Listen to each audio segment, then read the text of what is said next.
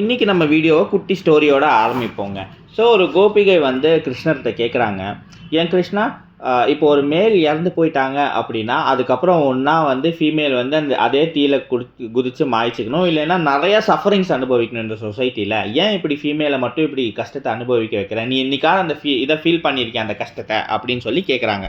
எல்லா இடத்துலையும் நான் தான் இருக்கேன்னு சொல்லி சொல்கிறேன்ல, ஸோ அப்போ ஏன் நீ எப்போ பார்த்தாலும் ஃபீமேலை மட்டும் கஷ்டப்படுத்துகிற, அந்த பெயினை நீ ஃபீல் பண்ணியிருக்கியா ஃபீமேலாக இருந்து அப்படின்னு சொல்லி ஒரு கோபிகை வந்து கிருஷ்ணர்கிட்ட கேட்குறாங்க. ஸோ அப்போ கிருஷ்ணர் என்ன சொல்கிறாருன்னா, சரி ஓகே, அந்த பெயினையும் நான் வந்து ஃபீல் பண்ணி பார்க்குறேன் அப்படின்னு சொல்லிடுறாரு. ஸோ அதுக்கப்புறம் நிறையா வருஷங்கள் போயிடுதுங்க. ஸோ அதுக்கப்புறம் தான் வந்து மகாபாரத போர் வருது. ஸோ அப்போ தான் வந்து அரவான் என்ட்ரி உள்ளே வராங்க. ஸோ அரவானை பலி கொடுக்கணும் அப்படின்னு சொல்லி கௌரவர்கள்லாம் பேசி முடிச்சிடுறாங்க நேற்று சொன்ன மாதிரி. ஸோ இப்போ நீங்கள் பார்த்துட்டு இருக்கிற காட்சி என்னென்னா, ஆஞ்சநேயர் போய் அரவானை வந்து பொங்கி அம்மாவோட வீட்டிலேருந்து கூட்டிகிட்டு வராங்க, விடுதி வீட்டிலேருந்து. ஸோ அந்த காட்சி தான் பார்த்துட்ருக்கீங்க நீங்கள். ஸோ இப்போ சாமி 2 பேரும் சேர்ந்து வெளியே வருவாங்க. அப்போ நீங்கள் என்ன வேண்டுனாலும் நடக்குமாங்க. நேற்று நீங்கள் நேரில் பார்க்க மிஸ் பண்ணியிருந்தீங்க அப்படின்னா இப்போ வீடியோ உங்களுக்காக எடுத்திருக்கோம், மறக்காமல் வேண்டிக்கோங்க. கண்டிப்பாக எல்லா சாமியும் சேர்ந்து உங்களுக்கு நடத்தி வச்சு தருவாங்க. ஸோ நம்ம ஸ்டோரிக்கு வந்தோம் அப்படின்னா, மகாபாரத போர் வரும்போது கிருஷ்ணர் வந்து ஒரு நாளைக்கு முன்னாடியே அமாவாசை தர்ப்பணம் பண்ண ஆரம்பிச்சிருவாங்க. அதாவது திதி கொடுக்குறதுன்னு சொல்லுவோம் இல்லைங்களா, ஒரு நாள் முன்னாடியே பண்ண ஆரம்பிச்சிருவார். ஸோ அப்போ எல்லாரும் கன்ஃபியூஸ் ஆகிடுவாங்க, நாளைக்கு தான் அமாவாசை, ஏன் இன்றைக்கி வந்து கிருஷ்ணர் பண்ணுறாரு, சரி கிருஷ்ணர் வந்து ஒரு பரம்பொருள், அவரே பண்ணுறாருன்னா காரணம் இல்லாமல் பண்ண மாட்டார் அப்படின்னு சொல்லிட்டு வந்து திருப்பி எல்லாரும் பண்ண ஆரம்பிச்சிடுறாங்க. ஸோ லாட் ஆஃப் கேஸ் இந்த சிட்டி நடக்குது.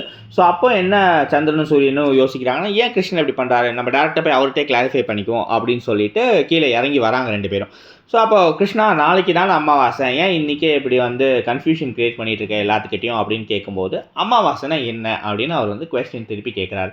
ஸோ அப்போது சந்திரனும் சூரியனும் சேர்ந்து இருக்கிறது தான் அமாவாசை அப்படின்னு சொல்கிறாங்க. இப்போ 2 பேர் சேர்ந்து தானே இருக்கீங்க, அப்போ இன்றைக்கி தான் அமாவாசை, சரி போயிட்டு வாங்கன்னு அனுப்பிச்சி விட்டுட்டாரு. ஸோ அவங்களும் பேச பதில் இல்லாமல் 2 பேரும் கிளம்பி போயிட்டாங்க மேலே.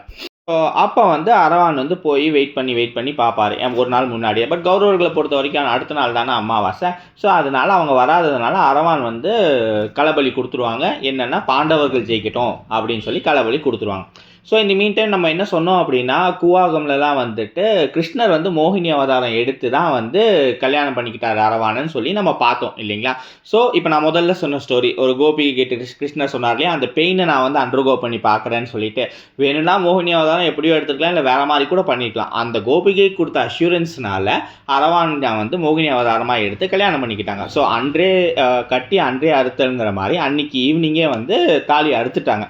ஸோ அப்போது ஒரு விடோ ஆயிட்டாங்க இல்லைங்களா. ஸோ அப்போ வந்து விடோவாகி அந்த கஷ்டத்தெல்லாம் பார்த்து அனுபவிச்சுட்டு இருக்கும்போது அதே கோபிகை வந்து கேட்குறாங்க கிருஷ்ணர்கிட்ட, கிருஷ்ணா நீ என்ன அனுபவிச்ச அப்படின்னு சொல்லி. ஸோ அதுக்கு முன்னாடி நான் சொன்னேன் இல்லையா, அரவானோட தலைக்கு உயிர் இருந்து அவர் வந்து ஃபுல் குருஷேத்திர போரும் பார்த்தாருன்னு சொன்னேன் இல்லைங்களா முதல் வீடியோவில்.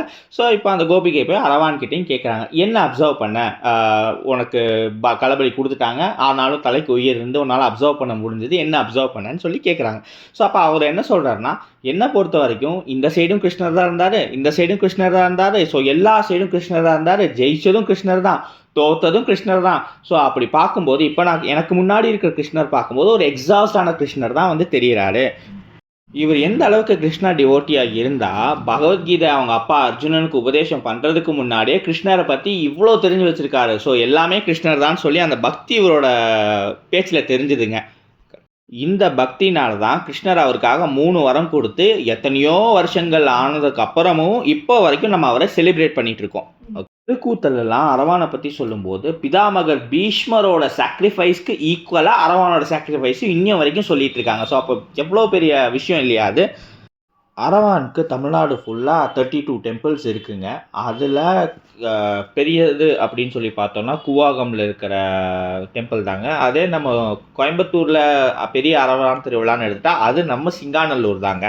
ஸோ இந்த ஃபெஸ்டிவல் செலிப்ரேட் பண்ணுறது வருஷம் சிங்காநல்லூர் இருக்கிறவங்களுக்குலாம் ஒரு பெரிய திருவிழா மாதிரிங்க.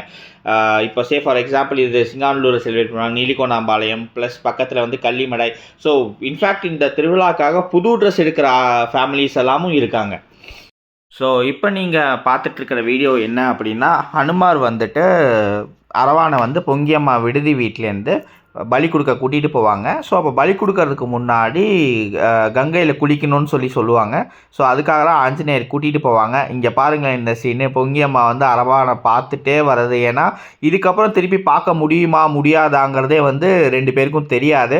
ஸோ இந்த சீன் பார்க்கும்போது, அந்த கதை தெரிஞ்சு அதை பார்க்கும்போது அவ்வளோ ஃபீலிங்ஸாக இருக்குங்க. ஸோ இதுக்கப்புறம் பார்த்தீங்க அப்படின்னா சாமி வந்து ஒவ்வொரு மேடையாக போவாங்க. குளிச்சுட்டு வந்தோன்னா மண்முகம் வச்சுருவாங்க. ஸோ அதுக்கப்புறம் ஒவ்வொரு மேடையாக போவாங்க. ஸோ செகண்ட் மேடையிலேருந்து தேர்டு மேடை போனோடனே பொங்கியம்மா வந்து சுவாமியை தேடி செகண்ட் மேடைக்கு போவாங்க. அப்படியே ஆல்டர்னேட்டாக அப்படியே போயிட்டே இருப்பாங்க. கடைசி மேடை கட்டு சோத்து மேடைன்னு சொல்லுவாங்க. ஸோ அந்த மேடையில் தான் 2 பேரும் வந்து மீட் பண்ணுவாங்க. அதுக்கப்புறம் பொங்கியம்மா அவங்க வீட்டுக்கு போயிடுவாங்க. சுவாமியை வந்து பலி கொடுக்க கோயிலுக்குள்ளே எடுத்துகிட்டு போயிடுவாங்க. இப்போ நீங்கள் பார்த்துட்டு இருக்கிறதாங்க மண்முகம். ஸோ இன்னொரு ஹாப்பியான விஷயம் என்ன அப்படின்னு சொல்லி பார்த்தா, இன்றைக்கி நம்ம சேனலுக்கு very special day. We have reach 1000 subscribers. So thank you for all the support that you have given. So இந்த மாதிரி லோக்கல் ஃபெஸ்டிவல்ஸ், புதுசான விஷயம், ஸ்டோரிஸ் தெரிஞ்சுக்கணுன்னா நம்ம சேனல் சப்ஸ்கிரைப் பண்ணுங்கள். மறக்காமல் பெல் ஐக்கான் கிளிக் பண்ணுங்கள்.